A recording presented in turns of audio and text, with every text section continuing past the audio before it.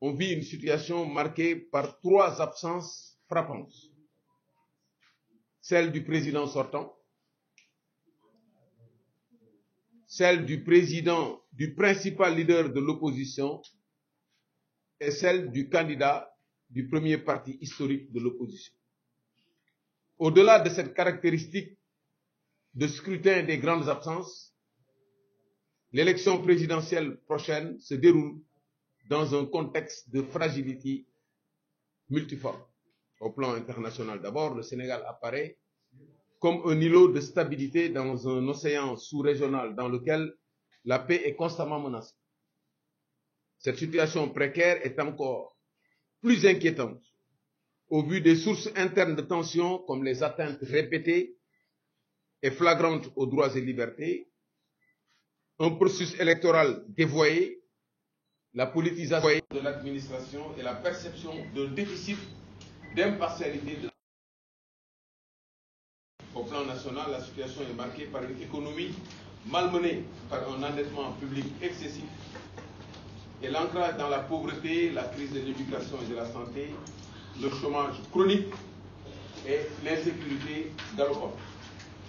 Dans ces conditions, il est aisé de comprendre que l'aspiration au changement se manifeste quotidiennement.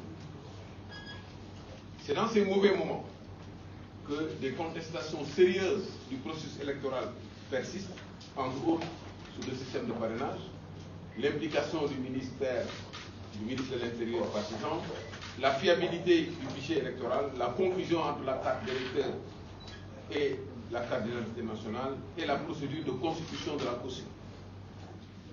Donc, l'heure du changement de cap a sonné. Il faut donc choisir entre la rupture et la continuité. Voilà l'enjeu de taille de cette élection. 2 groupes de candidats sont en présence.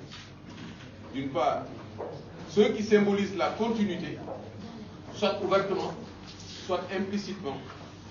Ces candidats ont déjà occupé ou occupent encore d'éminentes fonctions politiques, ont conçu et défendu des politiques publiques dont les résultats n'ont pas permis d'améliorer de façon significative les conditions de vie de la majorité de nos compatriotes. De plus, certains d'entre eux n'ont pas encore soldé leur compte, notamment par rapport aux deniers publics. Ils n'ont pas reconnu leur responsabilité sur la situation actuelle et n'ont proposé aucune alternative convaincante. C'est le camp du passé, de la continuité. En effet, avant toute sollicitation de suffrage des Sénégalais, la moindre des choses est de faire preuve de respect en réparant les injustices qu'ils ont promues et facilitées. Les divergences conjoncturelles entre eux et les changements de discours pour se donner une virginité politique ne trompent personne. C'est un devoir de mémoire d'aider les électeurs à les identifier avec des faits à l'appui.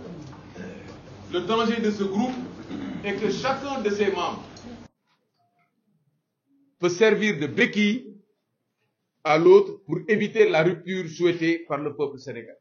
ci ñi njëkk a alerté moom laa doon wax nit ñi dañoo tëx ci art ci affaire fichier électoral expliqué naa depuis 2012 que dispositif électoral bi fi président Macky Sall fekk daf ko cassé dama demoon ba wax waxu 4 appui la ko daane fichier bi la njëkkee reprendre ne dafay def carte d'identité CEDEAO pour fexe ba def refonte fichier bi ba mën a réorganiser ba def lu ko nekk. Je l'ai dit depuis bu ñu demee ba carte d'identité ñu jël ko boole ko ak carte électeur mu nekk benn carte montré na ne kooku am na lu muy préparé parce que ñaari carte yi bokkuñu carte électeur bokkul ak carte d'identité nationale dafa am ay fonctions yu mu am fonction d'identification ci nation bi avec sa descendance sa papa sa yaay et tout carte électeur dafa am fonction bu mu am fonction ponctuelle u élection boo demee ba boole ko rek am na loo bëgg a def loolu boo ko xasee ba boole bu la neexee sax nga jël ñoo xam ne amuñu nationalité sénégalaise nga utal leen ay carte pour ñu voter te doo